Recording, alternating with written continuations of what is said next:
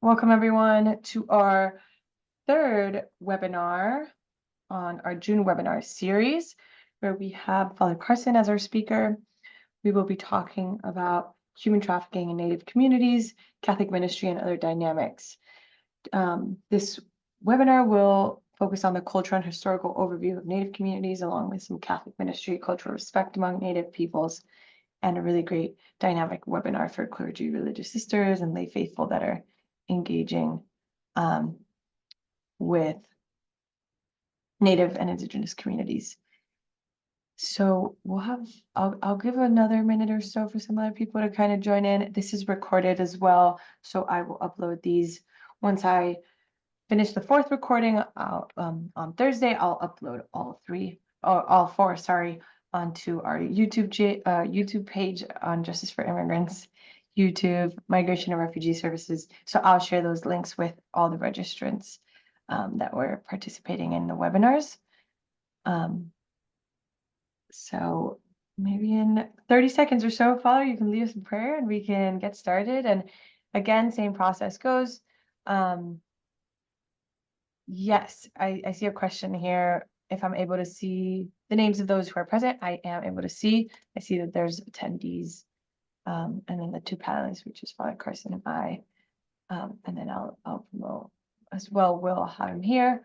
And then if you have any questions, feel free to put them in the chat. And at the end of the presentation, we'll be able to kind of answer those and ask some questions to Father Carson. And then we'll wrap up. And on Thursday, we'll have our last webinar episode for the summer. And I'll share that once again, information with everyone. Okay, Father Carson, take it away.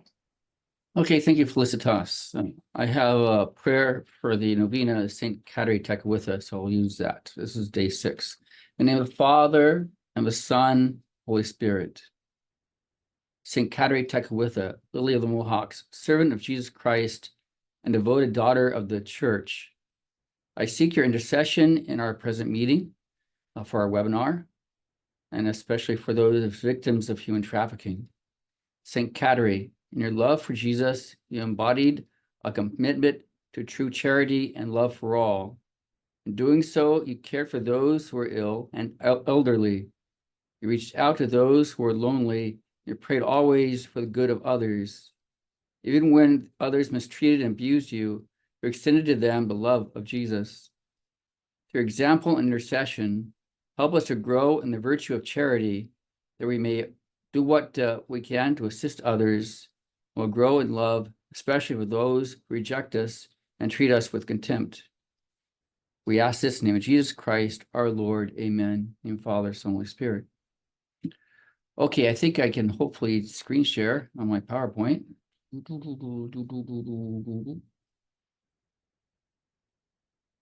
Yep, we can see it, Father. Okay, thanks. Great. Okay, there's a couple of things I want to accomplish. In fact, there's 3 things I want to accomplish for this webinar. First, I want to talk about the importance of adapting human trafficking to Native cultures. Second, as Felicitas talked about, should our response be to human trafficking? And last, I would like to talk about why human trafficking is so prevalent in Native communities. And we touched upon this on our first webinar. I want to go into detail of why it's such a problem and pervasive in our Native communities. Okay, why do we adapt human trafficking programs, the idea of elimination of human trafficking to the Native communities? Why is that important? Because human trafficking is so pervasive within Native communities, and also because it's a gateway to other crimes, such as the epidemic of murdered and missing women. The tools of combating Native human trafficking has to remain as effective as possible. So the idea here is that we want to make sure that what we're doing is effective. We don't want to do anything that's not effective because it's such a pervasive problem. Also, because many of the elements that make up human trafficking, such makes it a pervasive problem, are culturally based.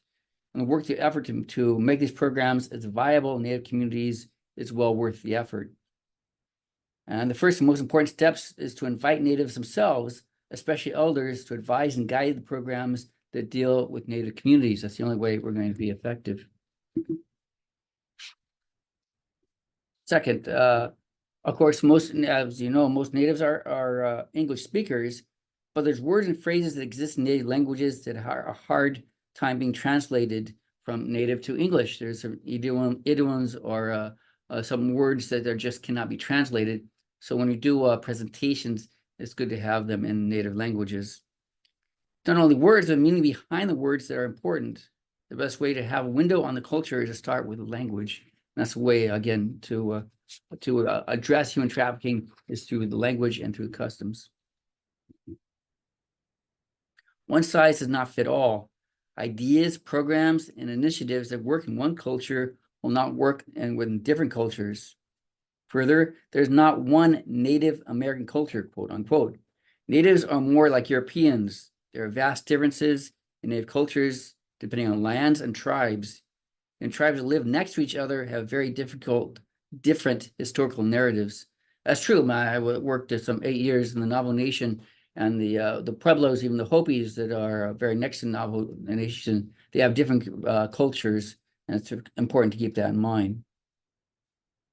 Putting work and effort into adapting the outreach to the vastly different Native communities is the only way to challenge human traffickers and end this violence, especially against women and children. Okay, it's very important when in this work to get natives involved. In order to put the work and effort with different tribal communities, the most important activity is listening, especially to the native elders. There's a real inversion or a kind of distrust with many native communities, and especially those who come from the outside. They want to be listened to. They don't want to be talked to.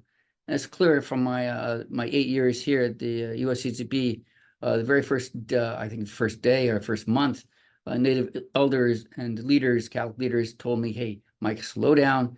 You're not going to develop projects here at the USCCB and expect us to implement it. What you're going to do is you're going to talk to us, and we're going to develop programs together, and then from that way we can implement them." So I think the first step in terms of very effective programs to end human trafficking is to listen to natives. The response is far greater when natives are talking to natives, especially when they use personal stories and that are used for those and for the natives that have been hurt by human trafficking. There's nothing, and we'll talk more about this in our presentation, there's nothing more positive or more effective than somebody who's been a victim of human trafficking talking to others. And the importance of native survivors in human trafficking. Survivors are the strongest weapons that we have to combat human trafficking among Native Americans. Some victim assistance programs currently incorporate a, quote, peer-to-peer counseling method and model, and often hire survivors to provide either some or all services to clients. Victims seek non-judgmental support from those who have been in their situation before. Due to a high level of distrust, as talked about earlier, the Native Americans have with law enforcement or with programs, this peer-to-peer design could be extremely effective and beneficial. A program with peer-to-peer counseling will provide victims the help they need and will gather information on other possible victims. Peer-led services reduce or remove the cultural and language barriers that most victims of human trafficking experience when trying to communicate with those whose education about the trade has been academic or professional. What I try to avoid is people in ivory towers talking to natives, that this is much grassroots effort, and being with people is the only way we can be effective. Okay, part 2. What should our response be? This is a human rights abuse, and this is prevalent, and why it exists is because not only natives but non-natives don't see it as a priority. The USCCB subcommittee, which I'm a staff person to, has made this an issue of very high priority for the last 8 years since I've been in this office. And we just passed the Pastoral Framework, Keeping Christ's Sacred Promise. In the document itself, if you guys haven't read it, you can find it on my website. It's made clear that the welfare and well-being of Native communities is a church-wide responsibility. It's just not up to natives themselves, but everybody. All church members are partakers in making sure that social justice issues are addressed. This framework outlines specific steps to promote healing, reconciliation, and social justice. This framework is also designed to be used in each diocese or archdiocese for its adaptation, especially in human trafficking and other social concerns. So we just didn't write this framework just to be on a shelf somewhere, but the object, of course, is to take this framework and adapt it to dioceses and archdioceses and tribes and particular responses in order for it to again to be effective. Okay, we all have to make this our personal concern. The awareness, just the awareness itself of human trafficking save lives. The more we can get the word out, the more lives that will be saved. We all have busy lives, even I have busy lives, but there are some concerns that become such a need, it becomes a virtue to move it from the back burner to the front burner, because it becomes a highest priority or a high priority in your life. Especially when there's something that needs our intervention, as human trafficking does. This global awareness has an explosive effect. The more darkness, the more people are ignorant of human trafficking, the more human trafficking exists, and more human trafficking expands. Okay, beware of the warning signs. And we're just not talking about priests or really sisters and brothers and deacons, but we're also talking about school teachers or administrators or those in the reservation itself who are working with Native communities. And these are red flags. And I just did a very brief research on the internet, just finding some of these red flags, these statements that really should get your attention when you're working with people. And by your own research, you can find a lot more. I just got about 7 of them just to bring out some of them. But again, please do your own research to find out more of them.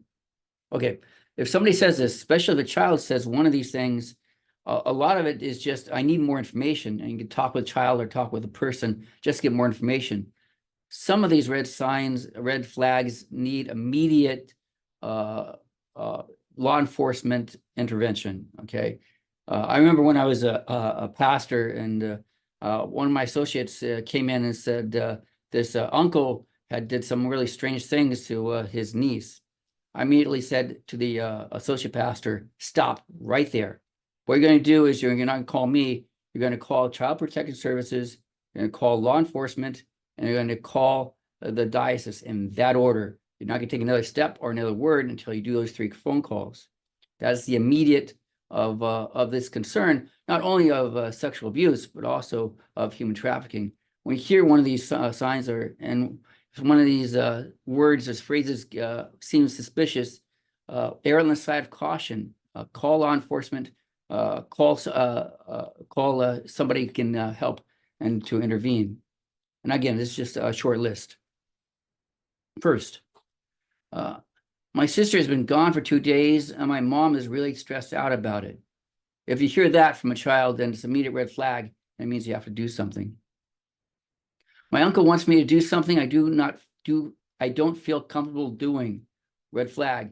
He gets more information, but I think that would probably mean you need to call law enforcement. This man offered my sister a job overseas. Again, red flag. If a child or somebody else says that, immediate red flag requires your immediate action.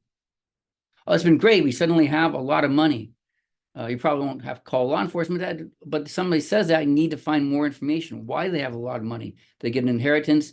Perhaps somebody has trapped them into a human trafficking situation. Again, that becomes very important. This man doesn't want me to talk about what is going on. Another red flag. If somebody says that, then you have to sit with a child and get more information, sit with the adult and get more information about that. And then that probably has another step to law enforcement. Today, we're having a party with all these non-natives, but I don't know any of them and I don't like any of them. Again, a red flag. It probably means nothing, but at least you can try to get more information about it and try to find out what's going on. The most important part of these warning signs is just to be curious. If somebody says something, just don't dismiss it and get the more information or, of course, contact law enforcement. Okay, keep informed. It's a responsibility, especially for educators, to keep up to date on these issues of human trafficking. You have been given the responsibility by God to instruct those in your care, but you've also been given the responsibility to look after physical and mental well-being. So I know we have some school teachers here and some school administrators. You have been given a powerful vocation by God to educate them, but education is just not giving them information, but again, keeping track of their physical and mental well-being. There's a lot of very useful information out there to accomplish this. There's a lot of agencies, state and federal, even church agencies that can help you out. Take advantage, be informed. You might discover something that you didn't know before. You might learn something. All this is to keep people from being objects of human trafficking. Be an advocate. We're called to be a voice of those who do not have a voice as a church. We're called also to work with the church to protect those who are most at risk and vulnerable. There are institutional, legal, and political steps you can take to protect others. Not only the subject of human trafficking, but also on related concerns of missing and murdered children and missing and murdered women, suicide prevention, and the elimination of poverty for natives. God puts these issues in your heart. It's what we call a vocation. When you're going about your daily life and you're constantly thinking about how can I help alleviate human trafficking, those are important words in your heart and your mind, and those have been put there by God. If you feel you should be involved, that involvement again comes from God, comes from the voice of God. And like all vocation requests from the divine, they should not and cannot be ignored. Okay, my third part.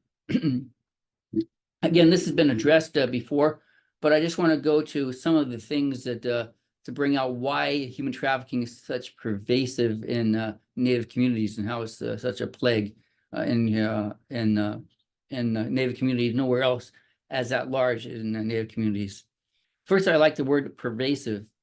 Is there any Latin scholars out there? You know where pervasive comes from? So Latin root. Pervasive means pass through. It means pass through. Human trafficking is passing through your classrooms. It's passing through your church. It's passing even through your grocery store. And it'll continue to pass through and continue to cause this incredible, devastating results unless we do something about it.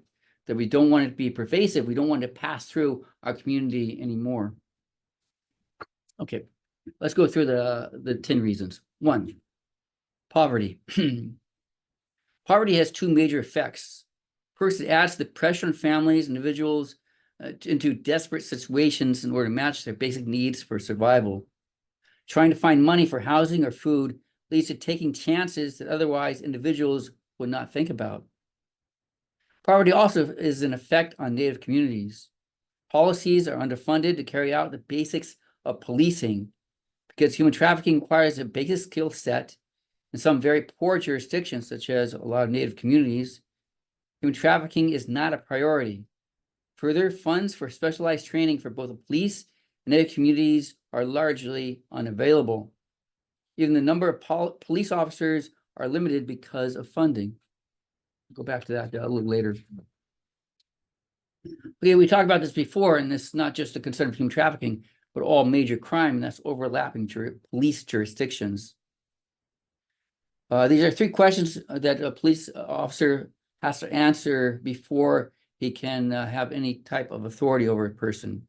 First, whether the victim is a member of a federally recognized Indian tribe or not. Second, whether the accused is a member of a federally recognized Indian tribe or not. And third, whether the alleged offense took place on tribal land or not. Certainly a lot of things to go through even before you get to the point of arresting somebody, especially for human trafficking. While these questions are often not easy to answer, they are pivotal steps in determining the investigation and how to prosecute the crime. The Supreme Court largely stripped Indian tribes of the ability to protect their people and to prosecute violent crimes committed against Indians on Indian land.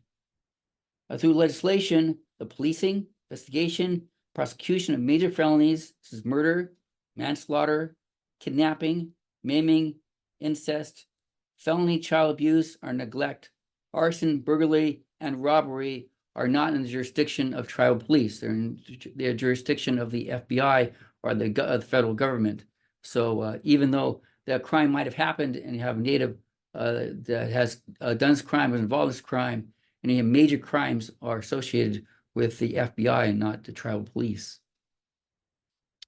Human trafficking is also part of that, or it's primarily the federal responsibility. However, there are some links between federal responsibilities and state or tribal responsibilities. But again, you can see why there's a blurred and boundary of who investigates. It gets very complex. Because jurisdiction inquiries are complex, they're often overlapping in jurisdiction. The line where tribal authority ends and federal or state authority begins is blurred. There's a historical lack of prosecution of crimes committed against Native Americans, especially with women on tribal lands. So oftentimes a woman is victimized, but that victimization just does not go investigated or punished. Okay. Next, number 3, isolation of many communities. There are 3 concerns with isolation. These are communities that are small towns or small villages that are separated from others by significant miles. First, unlike information urban areas, very small communities need additional work. This multiplies costs in directing programs. Further, information is then hard to come by. Second, the sharing of resources. Unfortunately, it's hard to develop programs and resources for a few amount of individuals. The economy of scale is lost. It's lessened a little bit by technology, but technology also has a price. And many Native communities can't afford the technology that will help in this isolation. Third, there's a fear of outsiders. Stated before, isolated communities tend to become more insular. There's also, this might be some fear and trepidation of those who are outside the community. That's why it's very important to do the outreach to include members of that community that you have targeted or addressed. Okay, fourth, misinformation of human traffickers. Some criminals in human trafficking make the mistake of thinking that cannot be prosecuted by natives or by tribal police or prosecuted by tribal courts. That's not true. That a tribal officer or a tribal police officer can arrest you, but then hand you over to federal authorities for jurisdiction. Recent laws have given tribes more jurisdiction over the crime of human trafficking, and also federal system of police and the criminal justice system has seen human trafficking as a priority, and that's getting increased priority nowadays. The facts that have not persuaded criminals who hold on to belief that they can try their illicit trade without repercussions, in which they cannot, but they have that misconception. There's been several cross-deputization agreements. These are agreements between tribal police and state police, so the tribal police can do the arresting and the prosecution, but they are deputized as state officers, and that has worked. But unfortunately, there's so few of them and far between, and they're hard to obtain. Okay. Go on to number 5. Closeness to the Canadian border and Mexican border. A lot of tribes I deal with are actually part in the U.S. and part in Mexico, are part in the U.S. and part in Canada. So they're separated by the border. The border, of course, was artificial, put in by the United States and Canada, but that's never been there before. So therefore, because they're so close, that human traffickers use their tribes because it becomes very easy to smuggle people across the border. One might assume because indigenous communities are not immigrants communities, they don't have any problems about immigration, but they do because they get entangled. Traffickers take advantage of the closeness to the U.S. border, especially in land and tribal communities or reservations that do not have a large population, and then of course have very little police. Number 6, lack of information. Along with lack of resources, there's also concern about lack of information. Only recently, I think it's about the last 5 years, there are not even statistics held about human trafficking or about missing and murdered women. That has now changed, but still that idea that there's still less information that we'd like. More information, the better off we are in trying to combat human trafficking.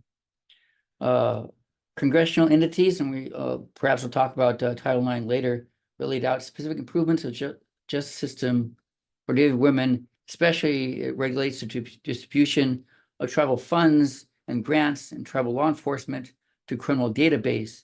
And that kind of helps the problem with information. but it can do a lot more. Okay.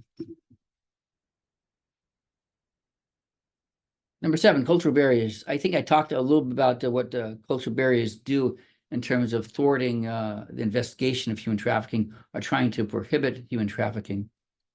Cultural barriers are not only including language, but also who do natives trust? How are they perceived? And the way information is shared. The most way that cultural barriers hamper investigations through investigators are not trained in all aspects of native cultures. Keep in mind that one size does not fit all. Native cultures are as different as Europeans, as said before.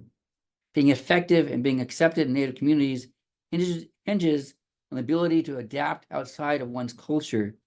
Therefore, it's important to have Native law enforcement, especially at the federal level, working with Native communities and to be interculturally competent. Okay, the 8, lack of resources. As stated earlier, poverty has effect on law enforcement. The scarcity of important technologies, such as a database, specific individuals that are trained in human trafficking, and culturally appropriate programs to bring awareness of the issue. They're all needed in reservations across the United States. Further, a lack of resources limits the follow-up necessary for victims of human trafficking for their mental, physical, and spiritual recovery. Programs may not be available for the important aftercare of victims. And aftercare is very, very important. Okay, a lack of training. Inadequate training on sexual violence and lack of understanding of tribal cultural norms affect tribal and state laws. Congress has tried to adapt this with the Violence Against Women Act and other acts, but still there's a lot more to go in terms of training law enforcement, training parishioners, and training priests, really sisters and brothers, and then training lay people on the importance of the warning signs of human trafficking and what to do about it. Okay, my last one I want to talk about is criminal charges against the victim. And you say this cannot happen. Well, it does happen. And I think out of all the things I've talked about, this is a single one that lets human traffickers get away with what they're doing. And I think it kind of thwarts all this activity, all this effort, and tried to remove human trafficking as a plague. And it's important that this charges against victims that can be removed. I mean, it's man-made. It's not something that comes on from something outside. And that the more we do that, the more we work hard to make sure that victims are not victimized again by a legal system. I think that goes a long way, of course, helping victims, but also to end human trafficking. There are laws in place for children, that children are not charged with anything if they have a human trafficker. But we have to, again, to have that protection, especially with women. I think there's some racism concerns too, that law enforcement would rather charge a victim, a woman who's involved in human trafficking after going after human traffickers. And I think that's a problem. I think it needs to be dealt with. But again, I think there's some movement against that of charging women as victims, but it still needs more to do. And I think out of all the things that I've talked about, I think that's the first and foremost that we need to do is make sure that women are not victimized again by the legal system, by being charged criminally when they are a victim of human trafficking.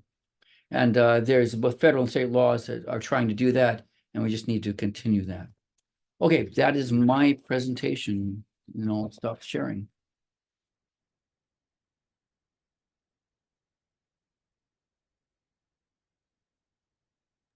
Father Carson, thanks so much for that insightful and informational presentation. I'm here looking at some ways to answer some of the questions we have.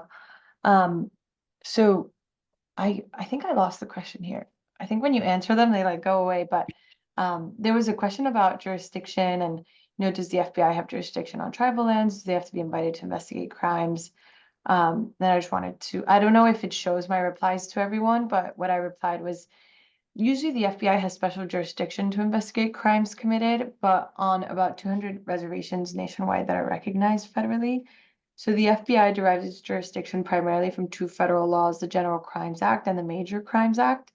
And there are other federal laws that provide kind of further direction, but typically 3 conditions must be met, which includes the investigation must be predicated on a criminal act, which the FBI has jurisdiction,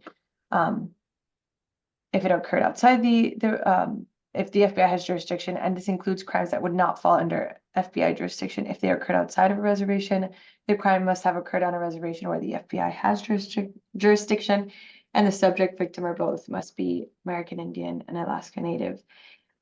There's another report that I was going to kind of put in here, but talks about how federally recognized tribes lack jurisdiction to prosecute non-Indigenous people for crimes committed on tribal land. While tribal authorities cannot respond effectively to calls for help on their own territory, federal authorities have default jurisdiction to prosecute non-Indigenous people for those crimes committed on tribal land. But unfortunately, the federal government has proven itself incapable of fulfilling its duty, especially to Indigenous women when we think of MMI, WC. And so there's always a constant kind of battle within jurisdictional issues, as well as how fast law enforcement can arrive to a scene. We had there was a pretty known case where an individual, a Native woman, was sexually assaulted and raped on a reservation, and it took law enforcement 6 hours to arrive to the scene with a rape kit, just because of how vast sometimes these reservations are, and just the lack of resources and support for that person to get tested to then be able to file a police report and, you know, have prosecution towards their perpetrator. So we see this seems to be like the largest barrier when it comes to crimes against women, specifically Native women. So yeah, just wanted to answer that. I put those reports for everyone that was interested in reading more about it.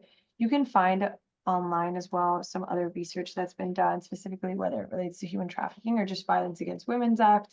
That's like a big piece of legislation that has really empowered tribes to further address cases of violence, and gives that greater authority to incarcerate individuals, and has also really helped to understand the prevalence of violence. Yes. So are there any other questions? Feel free to write them in the chat for Father Carson here.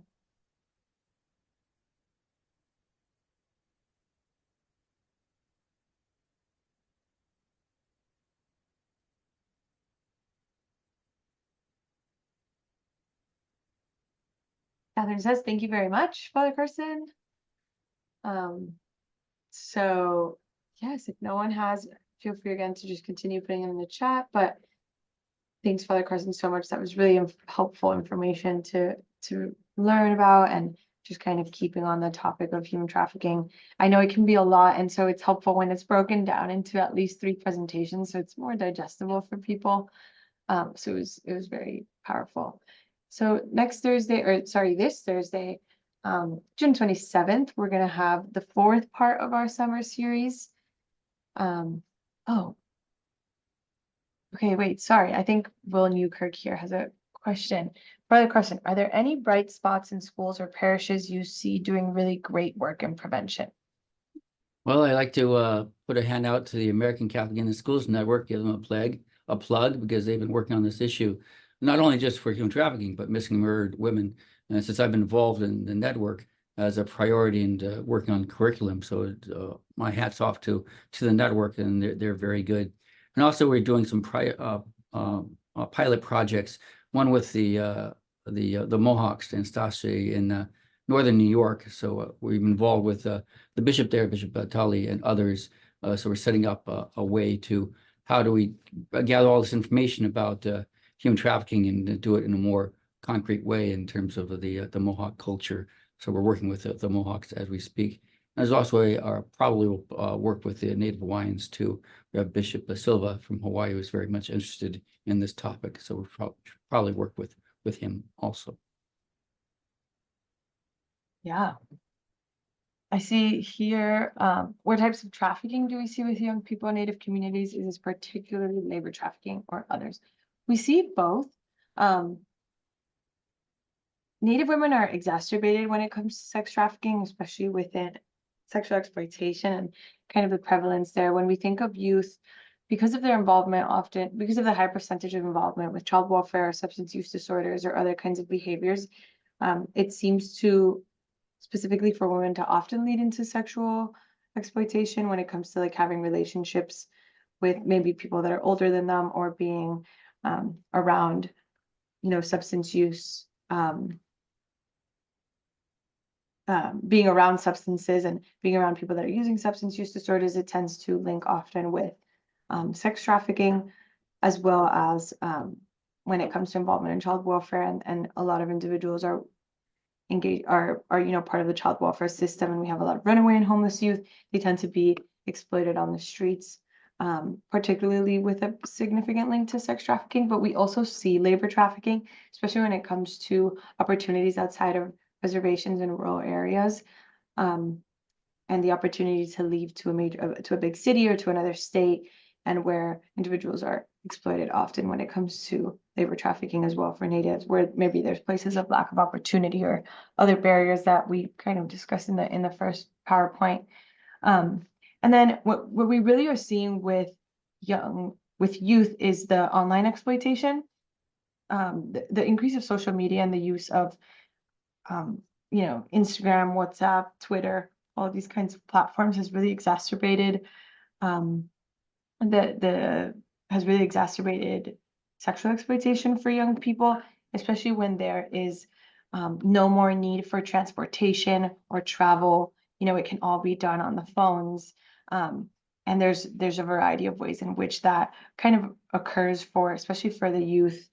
And that's what most of the presentation on Thursday will talk about. It will specifically dive into online child exploitation, recruitment, and abuse within Native communities, and how this really affects the young adult community, and how those issues are really exacerbated within this demographic. The rise of child sex abuse material, sextortion, and other tactics. So stay tuned. And then another question was, I'm also curious about who is doing the trafficking in Native communities. Are these Native folks who are carrying this out, or non-Native people? So it's a variety, but the first two presentations went over this, that most of the crimes committed against Native persons are non-Native individuals, which is where we see specifically a really significant barrier within jurisdictional or prosecution within the jurisdictional boundaries that the FBI has, as well as tribal authorities. It seems when it comes specifically to Native women that more often, I believe the statistic is 80% or something like that, that those crimes are committed by non-Native counterparts. So we're seeing a significant number of abuse that particularly relates to non-Natives committing crimes towards Natives on Native land. But of course, we can also see, Native on Native crimes as well. And so there's not as much research that talks about Native on Native crime, more so much we see non-Natives committing violence against Native women or Native men. Yes, I hope that answered the question there. Or it says anonymous attendee. Oh, no worries. Yes, we will have the recording of those other presentations that we will post. I know here, so you can kind of rewatch that and get some more insight on the other presentations as well, to hopefully that answers some of your other questions. If there's any other questions, feel free to put them in the chat. In the meantime, again, our next webinar series is at June 27th, 2 p.m. as well. It'll also be recorded, and it'll really focus on online child exploitation, recruitment, abuse within Native communities. And we'll delve into the impact of online exploitation, especially how the rise of social media platforms and internet access has really altered methods for perpetrators for recruitment and for harboring children online, as well as child sex abuse material, sextortion, and other acts of exploitation. So I think that's all we have for today. Will, I don't know if you had anything to add here. No, I just want to say, of course, Felicitas for putting this all together, but Father Mike for your presentation today. Many of you on this call know Father Mike Carson, but these two really are the reason this webinar series is happening, and their kind of collaboration between their two offices at the USCCB. And Father Mike has just been an outstanding and loyal supporter of AICSN from the early days. And so it's really cool, Father Mike, to see you present to this group, and also just our gratitude, because this is one example of many reasons you have always been so supportive of our network and so committed to providing really rich learning and community and collaboration. So very special for us all to be together today, and in particular, like I said, to you to present, but it came down to Father Mike Carson and Felicitas. The two of you are totally the reason this is happening. So appreciate it. And we're excited to see everyone on Thursday for one final call. Yeah. Thanks so much, Will. We're really so grateful as well to you with the collaboration, and Father Carson. It's always great collaborating with you. And I will attach here the registration link for those that have not registered for next week's webinar, so you can all kind of get in there as well. This will also be recorded. But great. I guess we can finish a couple minutes early this time, 20 minutes early. Thanks so much for your help and collaboration for everyone online. It's really great to have you all here.